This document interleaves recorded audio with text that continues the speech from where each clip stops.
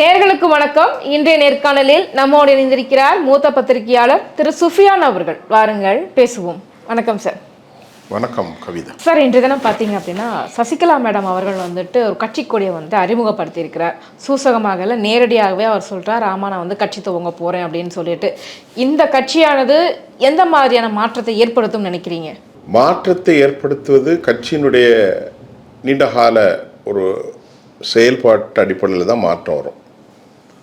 அதுக்கு முன்னாடி உடனடியாக மாற்றம் என்பது ரெண்டு விஷயம் இருக்குது. இந்த கான்சிக்வன்சஸ், விளைவுகள், நீண்டகால விளைவுகள், நீண்டகால தாக்கம், உடனடி தாக்கம், எஃபெக்டிவ். தலைவலி இருக்கும்போது 2 வருஷம் கழித்து தலைவலி சுகமான சரி வராது. உடனடியாக தலைவலி நீக்கணும். சுகர், ப்ரெஷர் இதெல்லாம் டேக்ஸ் மோர் டைம். அந்த மாதிரி சில வியாதிகள் இருக்குது. ஒரு அரசியல் கட்சிகளுக்கும் அந்த மாதிரி சில விஷயங்கள் இருக்குது. அந்த அடிப்படையில் பார்க்கும்போது திருமதி சசிகலா அவர்கள் நேற்றைய பேச்சில் நிறைய விஷயங்களை குறிப்பிட்டாங்க. முதல்ல அவருடைய பார்வை குறித்து திமுக காரர்கள் பேசுவதை விட, அவருடைய பார்வை குறித்து மற்ற கட்சிகள் விமர்சனம் எடுப்பதை விட, அதிமுகவினர்கள் அதை எப்படி புரிந்து கொள்ள வேண்டும் என்பதை தான் நாம் இப்போ பார்க்கணும். அதிமுக கட்சிக்கு அவர் பேசுகிற போது, நான் கடைசி வரைக்கும் என் அன்பு சகோதரி ஜெயலலிதா அவர்களோடு வாழ்விலும் ஊனிலும் உறவிலும் ஒன்றாக கலந்து வாழ்ந்தேன். எந்த நிலையிலும் அவரை நான் விட்டு கொடுக்கல, அவரும் என்னை விட்டு கொடுக்கல. எங்கள் மீது பல குற்றச்சாட்டுகள் புனையப்பட்டு வழக்காக தொடுக்கப்பட்டு கருணாநிதியால் புனையப்பட்ட போதும் அவருக்கு எதிராக சாட்சி சொல்ல எனக்கு சோப்பையெல்லாம் கரைச்சி கொடுத்தாங்க. இது முன்னாடி பேட்டி, நேற்று பேட்டி இல்லை. அப்போதும் நான் அவர் கூட நின்றேன். சட்டமன்றத்தில் அடித்து கீழே தள்ளும் போதும் அவரோடு நின்றேன். அவரை ஆட்சியை விட்டு துரத்த முயற்சி எடுக்கும் போதும் என்னுடைய சொந்தக்காரர்களாக பாதுகாத்து நான் அவரோடு நின்றேன். கிட்டத்தட்ட என்னுடைய வாழ்க்கையில் 40 வருஷத்தை நான் அதிமுகவும் கட்சிக்காகவுமே நான் தியாகம் பண்ணேன். இந்த நிலைமையில் எங்கள் 2 பேர் மேலே திரு கருணாநிதி 65 கோடி ரூபா வழக்கு, அந்த வழக்கை போட்டாங்க. அந்த வழக்கு 18 வருஷம் போச்சு. அதுக்கு பிறகு என்னுடைய சகோதரி இறந்து போன பிறகு நான் முதலமைச்சராக தேர்ந்தெடுக்கப்படணுங்கிறது இல்லை, ஓபிஎஸ் இருந்தார். அதுக்கப்புறம் ஒரு காலகட்டத்துக்கு நீங்கள் தான் வந்தால் தான் கட்சி உருப்படும் அப்படிங்கிற ஒரு செய்தி சொல்லப்பட்டது என்கிட்ட. அப்போது எல்லா தலைவர்களும் நின்றாங்க, மதுசூதனிலேருந்து எடப்பாடியிலேருந்து எல்லோரும். அப்போ நானும் யோசித்து பார்த்தேன், நான் இருப்பது சரிதான் என்று நான் உறுதியான முடிவெடுத்தேன். அந்த முடிவுக்கு ஏற்றவாறு நான் முதலமைச்சராக ஆக வேண்டும், அப்போதான் கட்சி உருப்படியாக ஒன்றிணைய முடியும்னு வந்தேன். அதுக்கு இடையில 18 வருஷம் கேஸ் உடனடியாக ரிசல்ட் வந்துச்சு. அந்த 18 வருஷம் கேஸ் மட்டும் இல்லாமல் உடனடியாக தீர்ப்பும் வந்துச்சு. தீர்ப்பு ஒரு வாரம் டைம் கேட்டாங்க. அப்போ நான் நினச்சேன், நாம் சிறைக்கு போனாலும் அதிமுகவுடைய ஆட்சி இங்கே நிலைபெறுத்திருக்க வேண்டும் என நான் நம்பினேன். அதனால் ஒரு வாரம் டைம் கேட்டேன். டெல்லியில் உள்ள நீதிமன்றம் உடனடியாக பரப்பன அக்ரஹாரத்துக்கு நீங்கள் போகணும்னு ஆர்டர் கொடுத்தாங்க. குறிப்பிட்ட சில மணி நேரத்தில் எனக்கு என்ன செய்யறதுன்னு தெரியல. அப்போ தான் இந்த எடப்பாடியை கூப்பிட்டு வச்சேன், நல்லா பார்த்துக்கொண்டு. ஆனால் அதுக்கப்புறம் அந்த எடப்பாடி பேரை சொல்லலை. எடப்பாடி எனக்கு செஞ்ச துரோகம் உங்களுக்கு தெரியும். என்ன தமிழ்நாடுக்கு வந்தாலே யாரையும் சந்திக்கக்கூடாது, எனக்கு பரோல் கிடைக்க தடுக்கிறது, என்னுடைய கணவருடைய இறுதி யாத்திரைக்கு வரும்போது ஏராளமான திட்டங்கள், இறுதி யாத்திரையை பார்த்துட்டு கூட வீட்டில் இருக்கணும் அப்படின்னு சொன்னது, எனது சகோதரியுடைய மரண இடத்தை தரிசிக்க வரும்போது கூட அதுக்கு இடையூறு ஏற்படுத்துறது, ரெனோவேஷன் ஒர்க்குன்னு தடுத்தது, அதிமுக கொடி கட்டக்கூடாதுன்னு சொன்னது, இப்படியெல்லாம் ஏராளமான கஷ்டத்தை எனக்கு கொடுத்தார் அவர் கேட்குறார் நியாயத்தை. நான் சொல்கிறேன், அதிமுகவின் சார்பில் மட்டும்தான் பார்க்க சொல்கிறேன். அந்த கட்சியில் அடிப்படை புரிதல் இருக்கிறவன் அதை பேசணும். நான் என்ன செஞ்சேன் அப்படின்னு கேட்டார். நான் அவருக்கு முதலமைச்சர் பதவி கொடுத்ததான் உண்மை. இது ஒரு பெரிய இம்பேக்ட் ஆன் தி சொசைட்டி. அடுத்து நான் நான் என்னெல்லாம் பேசணும்னு நினச்சேன்னா அவர் பேசினார். அப்புறம் அவர் நினச்சாரு, நான் என் சகோதரியை கொலை செஞ்சிட்டாங்கன்னு சொன்னார். இது எவ்வளோ கீழ்த்தரமான அரசியல். நான் எப்படி அவருக்காகத்தான் நான் வாழ்ந்தேன், அவருக்காக தான் எல்லாமே பார்த்தேன். அவங்க வந்து நல்ல சுகமாகி வீட்டுக்கு வர்ற மாதிரி தான் இருந்தாங்க. ஆனால் நாங்கள் நேரமெல்லாம் பார்த்து வச்சுருந்தோம். திடீர்னு டாக்டர் சொன்னாங்க மாசிவ் அட்டாக். அது நிறைய பேருக்கு நடக்கும், அப்படிதான் நடக்கும். ஏன்னா அது வந்து அவங்க உடல்நிலை சரியில்லாமல் போனது ரொம்ப மர்மமாகவே இருந்தது. யாருமே பார்க்கவே அலோவ் பண்ணல. அது அலோவ் பண்ணல. அதுக்காக மர்மம்னு ஒன்றும் சொல்ல முடியாது. டாக்டர்ஸ் ரிப்போர்ட் இருக்குல்ல. இப்போ ஒவ்வொரு நிமிஷமும் second by second, inch by inch வந்து ரிப்போர்ட் நடத்திக்கிட்டே இருக்காங்க. பிளட்ல என்ன மாதிரி மாற்றம் இருக்குது, ரத்தத்தில் என்ன எல்லாம் பார்த்துக்கிட்டே இருக்காங்க. She is completely under observation by doctors, all doctors. அதுக்கு பல காரணங்கள் உண்டு. எல்லோரும் உள்ள வந்து பார்த்துருக்குறாங்க. எல்லாரும் வந்து பல கூட்டங்கள் வந்துடும், இவரை கூப்பிடல அவரை கூப்பிடலன்னு பண்ணியிருப்பாங்க. அதுக்கு பிறகு என்னுடைய மரணத்தில் பூதகரமான விளைவுகளை கிளப்பி, அதுக்கப்புறம் கேவலமான அரசியலை செஞ்சு, ஆர்கே நகர் போன்ற பிரச்சாரங்களில் சசிகலா ஜெயலலிதாவை கொலை செய்து விட்டார், தள்ளி விட்டார், இப்படியெல்லாம் புனையப்பட்ட கற்பனைக்கு அப்பாற்பட்ட பொய்களை சொல்லி என்னை மௌனியாக்கி ரொம்ப கஷ்டப்பட்டு சிறையில் இருந்து அப்புறம் வெளியே வந்தோம். அதுக்கப்புறம் 5 வருஷம் எல்லாரும் ஒன்றிணையணும், அம்மாவுடைய ஆட்சி வரணும் நான் சொன்னேன். ஆனால் நான் எந்த இடத்துலையும் தவறாக கூட பேசலை. எடப்பாடி, நான் ஒரு பத்திரிக்கையாராக கேட்குறேன், எந்த இடத்துல எதற்கு இப்படி செஞ்சார்? அவர் பேரை சொல்லக்கூடாது, நல்லவங்கள பேரை தான் பார்க்கணும் அப்படின்லாம் அவர் நேரத்தை சுட்டி காட்டினார். அவருடைய பேச்சில் அவர் மீது புனையப்பட்ட வழக்கு, சிறைக்கு தள்ள கருணாநிதி செஞ்ச சதி, அவருடைய சகோதரியோடு அவர் வாழ்ந்தது, அவருடைய உடல்நிலை, அவருடைய மரணம் கொடுத்த மிஸ்ட்ரி, அவர் மீது சுமத்தப்பட்ட பலி, 9 வருஷம் மௌனம், கட்சிக்காக அவர் செய்த அவர் குடும்பத்தோடு செஞ்ச தியாகம், எல்லாத்தையுமே மனம் விட்டு உடைத்து பேசிவிட்டார். இனி பேசுறதுக்கு ஒன்றும் இல்லை. இந்த காலகட்டத்தில் நேற்று எல்லாரும் பார்த்தாங்க, தமிழ்நாடு முழுவதும் பார்த்துச்சு, எடப்பாடியும் பார்த்தாரு, ஓபிஎஸும் பார்த்தாரு. அதில் அவங்க சொன்ன விஷயம் எடப்பாடியுடைய துரோகம். நான் சொல்லிட்டேன். ஆமாம், இதில் பாஜகவையும் அவங்க சுட்டி காட்ட தவறில்லை.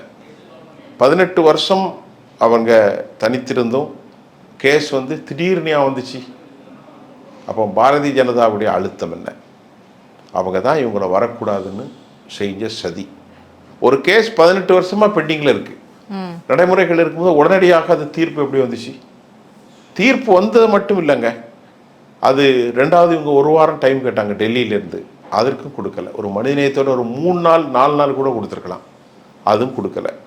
மூன்றாவது, இந்திய அரசியலமைப்பு சட்டத்தில் கான்ஸ்டியூஷனல் பாடியாக இருந்தது வித்யாசாகர், அன்னைக்கு கவர்னராக இருந்தார். அவர் தலைகளை எண்ணி யாருக்கு மெஜாரிட்டினோ அவருக்கு கிவ் இட் பவர், நீங்கள் தான் சிஎம்னு வரணும். அன்னைக்கு செல்வி ஜெயலலிதா மரணத்துக்கு அப்புறம் ஓபிஎஸ்ல 8 பேர் என்னமோ இருந்தாங்க, மீதி ஃபுல் மெஜாரிட்டி யார் கூட இருந்தாங்க? இவர் கூட இருந்தாங்க. அப்போ அப்படி இருக்குச்ச அந்த மெஜாரிட்டியை வந்து ஆட்சியில் அமர்த்த வேண்டியதான் ஒரு கான்ஸ்டியூஷன் பாடியுடைய ரைட்ஸ். ஆனால் கான்ஸ்டியூஷன் பாடி கைவிட்டு விட்டு யாருடைய சொல்லோ கேட்டு ஓடி போயிட்டாங்க பிஜேபி. இவர் ஏன் வரக்கூடாது அப்படின்னு நினச்சாங்கன்னா, இவர் வந்தால் கட்சி உருப்படும். இன்னைக்கு எல்லாருமே சொல்கிறது தான். ஆனால் அந்த உருப்படக்கூடாதுங்கிறதான் தனக்கு ஒரு ஆசை.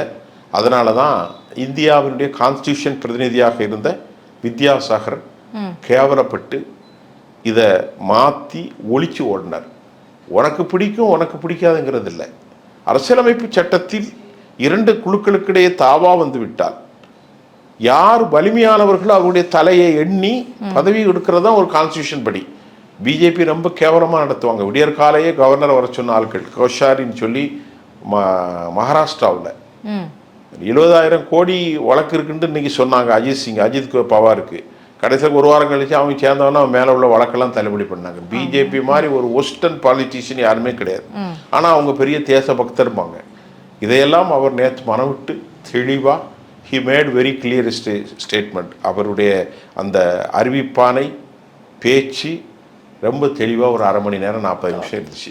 இப்போ இபிஎஸ் அவர்கள் வந்துட்டு சசிகலா அவர்களுக்கு துரோகம் பண்ணி தான் அந்த சீட்டுக்கு வந்திருக்காரு, அந்த இடத்த பிடிச்சிருக்காரு அப்படின்னும் போது பெருவாரியான தொண்டர்கள் வந்து சசிகலா பக்கம் நிற்கலையா சார்? இபிஎஸ் பக்கம் தானே சார் நின்றுருக்குறாங்க. அப்போ தொண்டர்களுடைய ஆதரவு இபிஎஸ்க்கு இருக்குன்னு தானே எடுத்துக்க முடியும். இல்லை, நீங்கள் சொல்கிறது எப்படின்னா பெருவாரியான தொண்டர்கள் அப்படிங்கல. இபிஎஸ் என்ன செஞ்சார்னா, சசிகலா அவர்களுடைய காலில் விழுந்து குனிந்து போஸ்ட்டை முதலமைச்சர் ஆயிட்டார். அதுக்கப்புறம் என்ன செஞ்சார்னா கள்ள உறவு அவருக்கும் பாஜகவுக்கும். பாஜக என்ன செஞ்சாங்க, இவங்க 2 பேருக்கு மேலே ஒரு அடிமைத்தனத்தை வைத்துக்கொண்டு தமிழ்நாட்டில் தான் ஆட்சி ஏற்படுத்தணும் அவங்க நினைச்சாங்க. அதுக்கு ஓபிஎஸ் கிட்டத்தட்ட பாஜகவின் முகமாகவே மாறி போனார். அவங்க 2 பேருக்கும் இரட்டை தலைமையை கொடுத்தாங்க. அதிமுகவுக்கு ஒரு தலைமை இல்லை, இரட்டை தலைமை. அந்த இரட்டை தலைமையின் மூலம் பாரதிய ஜனதா 2 பேருக்கு இடையில நாளைக்கு பிளவு வந்தால் வரும்னு தெரியும் உங்களுக்கு, காலி செய்யறதுக்கு அதிகாரத்தை மடைமாற்றம் செஞ்சாங்க. அதுல பழனிசாமி எப்படியாவது சசிகலா அவர்களை இல்லாமல் தான் துரோகம் செய்ததை போன்று அமமுகவை வெளியே அனுப்பினாங்க. தினகரனை அவர் ஒரு கட்சி ஆரம்பிச்சுட்டு போயிட்டாரு. ஓபிஎஸ்ஸையும் வெளியே அனுப்பிட்டார். நியாயமான கேள்விக்கு இவர்களெல்லாம் எடப்பாடிக்கு ஏதாவது துரோகம் செஞ்சுருக்கணும், கட்சிக்கு ஏதாவது கேடு செஞ்சுருக்கணும். அப்படி ஏதாவது இருக்கான்னா ஒன்றுமே இல்லை. அவர் என்ன சொல்லுவார்னா எதுவுமே சொல்ல மாட்டார். ஏதாவது சொல்லணும்ல, எதுவுமே சொல்ல மாட்டார். அப்போனா அவர் கட்சியை கைப்பற்றியதாக இருக்கிற அவ்வளோ பேரும் 2400 பொதுக்குழு உறுப்பினர்கள் எல்லாருக்குமே பெரிய அளவில் கொடுக்க வேண்டியதை கொடுத்து தன் பக்கம் ஒரு 4 வருஷம் நீங்கள் சம்பாதிக்கிற வரைக்கும் நல்ல சம்பாதிங்கன்னு விட்டார். அதில் தான் அவன் கேபி முனுசாமி, அப்புறம் சண்முகம், சட்டத்துறை மந்திரியாக இருந்த முன்னாடி சண்முகம், அப்புறமா செல்லூர் ராஜி, உதயகுமார், கடம்பூர் ஜனார்த்தனம், இப்படி ஏராளமான ஆட்கள் அவர்கிட்ட உட்காந்து நல்ல சுவை கண்டு மிகப்பெரிய அளவில் அரச பணங்களை காவு கொண்டு லட்சக்கணக்கான கோடிகளை அடித்தார்கள். அதான் உண்மை. அப்போது தைரியமாக நீங்கள் செல்லலாம், அப்படி தான் அவங்களுடைய கண்டிஷன்ஸு. அந்த கண்டிஷனில் கிடைச்ச பெரும் அரச பொருளை தான் கீழே இருக்கிற எம்எல்ஏக்கள் எல்லாத்துக்கும் அவர் பணமாகவே விநியோகித்தார். யார்? எடப்பாடி. ஆயிரக்கணக்கான கோடிகள், 1 கோடி 2 கோடி இல்லை, எல்லாருக்கும் பரவாயில்ல நாம் அதிகாரத்தில் இருக்கோம்னாரு. அவருக்கு எங்கே இடைஞ்சல்னா தொண்டர்களை வசியப்படுத்த தெரிஞ்சது, மாவட்ட செயலாளர்களுக்கு வசியப்படுத்த செஞ்சது, பொதுக்குழு செயற்குழு இந்த 2ஐயுமே வசியப்படுத்த தெரிந்தது அவருக்கு. ஆனால் மக்கள் முன்னால் அவருக்கு வெற்றி பெற தெரியலை. 2018 எலெக்ஷன் நடக்கு. தமிழ்நாடு உள்ளாட்சி ஊராட்சி பாடி, அதுக்கப்புறம் மாநகராட்சி, நகராட்சி, பேரூராட்சி, கிராம பஞ்சாயத்து, இடைத்தேர்தல்கள், 2019 நாடாளுமன்ற தேர்தல், 2021 சட்டமன்ற தேர்தல், 2024 நாடாளுமன்ற தேர்தல், அதற்கு இடையில் ஏராளமான இடைத்தேர்தல்கள். இப்படி ஒரு கணக்கு லிஸ்ட்டு பார்த்தீங்கன்னா 2016க்கு அப்புறமே அவர் தோத்த எண்ணிக்கை 11. அதை தான் அவர் கட்சிக்காரங்க சொல்கிறாங்க 10 தோல்வி பழனிசாமி அப்படின்னு சொல்கிற காரணம், எதுலேயுமே நிற்கல, இடைத்தேர்தல்கள்லேயும் தோல்வி கண்டார். ஆனால் இடைத்தேர்தலில் வெற்றி பெறக்கு வாய்ப்பு இருந்த விக்கிரவாண்டியில் அவர் நிற்க மறுத்தார், ஈரோட்டிலும் மறுத்தார். அப்போ ஒரு கட்சிக்கு அடையாளம் வெற்றி மட்டும்தான். ஆனால் அந்த வெற்றி அவர் பெற தவறிவிட்டார். விளைவு, அவர் கட்சி என்ன நினைக்கிறார் அப்படின்னா நான் தான் எல்லாம். இதுவரைக்கும் உலகத்தில் எந்த ஒரு அரசியல் கட்சியும் தன்னை தேடி வந்தவனை சேர்க்க மறுத்ததில்லை, இன்க்ளூடிங் எம்ஜிஆர், ஜெயலலிதா. இந்த 2 பேருமே பெரிய கரிஸ்மாட்டிக் பர்சனாலிட்டி, பெரிய ஆட்கள், திரைப்படத்தினுடைய ஆளுமைகள், தன்னிச்சையாக சுயாதீன முடிவு எடுக்கக்கூடும். ஆனால் அந்த இடத்துல எடப்பாடி கிடையாது. எடப்பாடி என்னதான் பேசினாலும் அவரை முதலமைச்சராக ஏற்றுக்கொள்ள மறுக்கிறார்கள் யாருமே. அவர் அட்மினிஸ்ட்ரேஷனுக்குள்ள இன்சைடு வந்தக்கூடிய டொமஸ்டிக் டிமாண்ட்ஸை கிளியர் பண்ணார். ஆனால் அவர் கிளியர் பண்ண மறுத்தது மக்களை சந்தித்து வாக்கு வாங்கியாக மாற்றுவதற்கு அவருக்கு வெற்றி கிடைக்கல. 2021 வரைக்கும் அவர் ஆட்சி தான் இருந்துச்சு. அப்போ தான் 2019 நாடாளுமன்ற தேர்தல் நடந்துச்சு. மோடி 2வது முறையாக வெற்றி பெற்றார். அப்போ தான் உள்ளாட்சி ஊராட்சி பேரூராட்சி கிராம பஞ்சாயத்து நகராட்சி மாநகராட்சி வரைக்கும் எலெக்ஷன் நடந்துச்சு. எல்லாத்துலேயுமே தோல்வி. அந்த காலகட்டத்தில் இடைத்தேர்தல் நடந்துச்சு, அதுலேயும் தோல்வி. ஆக இப்படிப்பட்ட ஒரு தலைவர் இப்பொழுது வரக்கூடிய 2026 2 மாதம் எலெக்ஷன் இருக்கு. இந்த எலெக்ஷனில் தோல்வி ஆனால் மிகப்பெரிய ரெவோல்ட்டு, அது என்ன சொல்றது, கிளர்ச்சி வெடிக்கும். கட்சிக்குள் மாற்றங்கள் தேவை என்று கேள்வி வரும். அதையெல்லாம் ஒரு சாத்தியமான சூழலை கட்சியை விட்டு பிரிந்தவர்களுக்கு ஏற்படுத்தி கொடுக்கும். அதற்கான வாய்ப்புகள் இருக்கு அப்படின்னு தான் நான் பார்க்குறேன். இவங்க சசிகலா மேடம் இப்போ கட்சி ஆரம்பிச்சிருக்கிறதுனால பார்த்தீங்க அப்படின்னா, இப்போ பண்ருட்டி ராமச்சந்திரன் அவரும் வந்து ஒரு கட்சி துவங்கியிருக்கிறார். இவங்க எல்லாருமே வந்துட்டு விஜய் நோக்கி நகர்வாங்க அப்படின்னு நினைக்கிறீங்களா? இல்லை, அதுக்கான சாத்தியம் ஒன்றும் இல்லை. அதாவது இவருக்கு வாய்ப்பு இருக்கிறது. யார், பண்ருட்டி ராமச்சந்திரன் வயசு 88 வயசு ஆயிட்டு. அதுக்கப்புறம் அவர் ஒரு நல்ல தலைவர். எங்கே இருந்தார் இந்த காலத்திலே 45-50 வருஷத்துக்கு முன்னாடி ஐநாவிலலாம் பேசினார். அன்றைக்கு மின்சாரத்துறை அமைச்சர் அந்த டாக்டர் எம்ஜிஆருடைய ஆட்சி காலத்தில் எம்ஜிஆருடைய நம்பகம் பெற்றவராக இருந்தார்.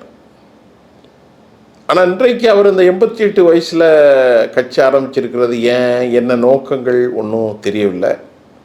ஒரு குறிப்பிட்ட நாளாச்சுன்னா வண்டி பஞ்சர் ஆயிரும். அதுக்கு பிறகு அது என்னதான் வந்து புதிய பொருட்கள் போட்டாலும் ஒக்கிட்டாலும் அது சரியாக வராது. அவரை பொறுத்தவரை ஏதோ ஒரு அடையாளத்துக்கு தான் வந்து ஒரு அரசியல் கட்சி ஆரம்பிச்சிருக்கிறார்கள் இல்லாமல் ஒரு பெரிய தாக்கத்தை ஏற்படுத்த முடியாது ஒன்று. ஆனால் சசிகலா அவர்கள் அப்படி இல்லை. அவருக்கு ஒரு 70 வயசு ஆச்சு, அவருக்கு 88 வயசு ஆச்சு பண்ருட்டிக்கு. இவரோட அவர் ஒரு 15 வருஷம் 18 வருஷம் வித்தியாசம் இருக்குது, 17 வருஷம் வித்தியாசம். இவர் வந்து எப்படின்னா தென் மாநிலங்களில் மாவட்டங்களில் ஒரு பெரிய அளவுனால ஆதரவு பெற்றவர். உதாரணத்துக்கு நான் ஏற்கனவே பேசும்போது சொன்னேன்னு நினைக்கிறேன், கன்னியாகுமரி, அதுக்கு அடுத்து நெல்லை, தூத்துக்குடி, விருதுநகர், காவிரி மாவட்டங்கள், தஞ்சாவூர், நாகப்பட்டினம், மயிலாடுதுறை, திருவாரூர், இந்த மாதிரி காவேரி படுகைகளில் இருக்கக்கூடிய சமூக வாக்குகள். தென் தமிழ்நாட்டில் ராமநாதபுரம் பெரிய அளவில் இருக்கக்கூடிய முக்குலத்தோர் வாக்கு வங்கிகள், திருநெல்வேலி மாவட்டம், அதே போன்று தென்காசி மாவட்டம், அதே போன்று தூத்துக்குடி மாவட்டம், அதே போன்று விருதுநகர் மாவட்டம், இப்படி எல்லா இடங்களிலும், மதுரை மிக முக்கியமாக எடுத்துக்கொள்ளணும், மதுரை மாவட்டம், இப்போ புதிதாக ஆரம்பித்த தென்காசி, எல்லா இடங்களிலும் பெருவாரியான முக்குலத்தோர் சமூகம் அவருக்கு வாக்களிப்பார்கள். முக்குலத்தோர் சமூகம் மட்டுமல்ல, முக்குலத்தோர் சமூகம் அதிகமாக இருக்கலாம், ஏனைய மக்களும் வாக்களிப்பார்கள். ஏன்னா அவர் நேற்று பேசும்போது தன்னை ஒரு திராவிட தலைவியாகத்தான் அறிமுகப்படுத்தி கொண்டார். ஏன்னு சொன்னால் கடந்த காலங்களில் அவர் எந்த மக்களுக்கும் இடையூறு ஏற்படுத்தியதாக கடும் போக்காக அவர் செயல்பட்டதில்லை, எந்த சாதிக்கு எதிராகவும். ஆனால் அவர் மீது தொடர்ந்து வைக்கப்படுவது ஏதோ இது தேவர்கள் கட்சி அப்படிங்கிறாங்க. அது தவறு. ஏன்னா நான் இருக்கேன், நான் நல்லவனா இருப்பேன். எனக்கு நம்பிக்கை இல்லாமல் இருக்கிற ஒரு விஷயத்தில் உனக்கு நீங்கள் நம்புறீங்கன்னு நான் உங்களுக்கு சீத்தரணும். கோயிலுக்கு போக மாட்டான், கடவுளை நம்பலை, அவன் கோயிலுக்கு செய்யக்கூடிய தன் குடிகளுக்கான உதவி செஞ்சு தான் இருக்கணும். ஏன்னா அவன் மக்கள் பிரதிநிதி. அதே மாதிரி சசிகலா அவர்கள் 40 ஆண்டு காலம் 2016 வரைக்கும் நடந்த இதில் எந்த இடத்திலும் சாதிக்கு பூசலை ஏற்படுத்துறது அப்படிலாம் ஒன்றும் இல்லை. பசும்பொன் முத்துராமலிங்க தேவர் வந்து ஒரு பெரு சமூகத்தினுடைய ஐக்கானாக பார்க்கப்படுகிறார்கள். அதுக்கு செல்வி ஜெயலலிதாவை அவங்க கூட்டு போய் அதில் தங்களுடைய ஒரு சக்தியை நிரூபித்தார்கள். அரசியல் கட்சிகள் எல்லாருமே அப்படித்தான். இன்னைக்கு காகிதம் இல்லத்து இறந்து போன இடத்துக்கு போகிறாங்க. கருணாநிதி நான் தான் மீளாத விழாவுக்கு நெறி கொடுத்தங்கிறாரு.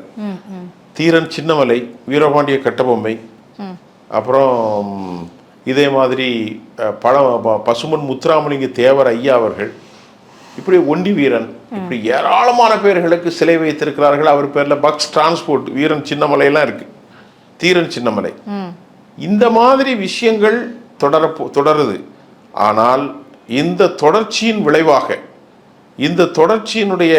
விளைவாக ஏற்படக்கூடிய மாற்றங்கள் என்ன என்பதை காலம்தான் பதில் சொல்லும். சசிகலா மேடம் துவங்கியிருக்கிற இந்த கட்சியினால அதிமுகவுக்கு பாதிப்பு வரும் அப்படின்னு நினைக்கிறீங்களா சார்? அதைத்தான் சொல்றேன், மிகப்பெரிய பாதிப்பு வரும். சாதாரண பாதிப்பு வராது. ஒரு 60 தொகுதியில் பெரிய அளவிலான பாதிப்பு வரும். மற்ற இடங்கள்ல, ஏன்னா இந்த எலெக்ஷன் வந்து அன்பிரிடிக்டபிள், அதாவது கணிக்க முடியாத ஒரு தேர்தல். ஏன்னா 3வது பிளேயராக நடிகர் விஜய் யாரை காலி பண்ணுவார்னு தெரியாது. நான் மறுபடியும் சொல்கிறேன், விஜய் ஜெயிக்க மாட்டார். அவருடைய கட்சி ஜெயிச்சு ஆட்சிக்கெல்லாம் வராது. ஆனால் அவர் கரம்பக்கூடிய வாக்கள் இருக்கு பாருங்க. அதிமுக எடுக்கிறாரா, திமுக எடுக்கிறாரா, நாம் தமிழர் எடுக்கிறாரா, யார்கிட்ட அவர் வாக்கை பறிக்க போறான்னு தெரியாது. ஆனால் பெரும்பாலான விஷயங்கள் திமுக அதிமுக எடுப்பார். அப்படி எடுக்கும்போது அதிமுகவுடைய வாக்கு வங்கி தான் யாரு? சசிகலா அவர்கள். அதிமுகவோட வாக்கு வங்கி எல்லாரும் மைனாரிட்டி கூட ஓட்டு போட மாட்டான். ஆக எல்லாருமே அதிமுக எடப்பாடி அநேகமாக காலியாவார். அவருக்குன்னு மெயின் ஓட் பேங்க் வந்து ஏடிஎம்கேனுடைய ஓட் பேங்க் தான். நான் சொன்ன தென் மாவட்டங்கள் எத்தனை மாவட்டம் சொன்னேன்? 38 மாவட்டங்களில் ஒரு 17-18 இடங்கள் வரும். 18 மாவட்டங்கள் வரும். அதில் பல்லாயிரக்கணக்கான வாக்கள் இருக்கும். அந்த வாக்கள் போன தடவை டிடிவி தினகரன் ஒரு பெரிய பாதிப்பை ஏற்படுத்தினார். அவர் பிஜேபி கூட இல்லாதனால, அவரை சேர்க்க மாட்டேன்னு எடப்பாடி சொன்னதுனால அவர் தனித்து நின்று பெரும் பாதிப்பை ஏற்படுத்தினார் என்று சொல்ல முடிகிறது. அதை விட பெரிய பாதிப்பை சசிகலா அவர்கள் ஏற்படுத்த போகிறார். அவரோடு இருக்கக்கூடிய ஏராளமான பேர் போட்டியிட போகிறார்கள். அவர் கூட போட்டியிடுவார். அதனுடைய விளைவுகளை குறித்து ஏப்ரல் மாதம் தமிழ்நாடு இல்லை தேசிய அரசியலே பேசும். இதில் பெரிய அழிந்து போக போகிறது அதிமுக இல்லை, எடப்பாடி பழனிசாமி. ஸோ எங்கள் கேள்விகளுக்கு ரொம்ப சிறப்பான பதில் சொன்னீங்க சார். ரொம்ப நன்றி. நன்றி.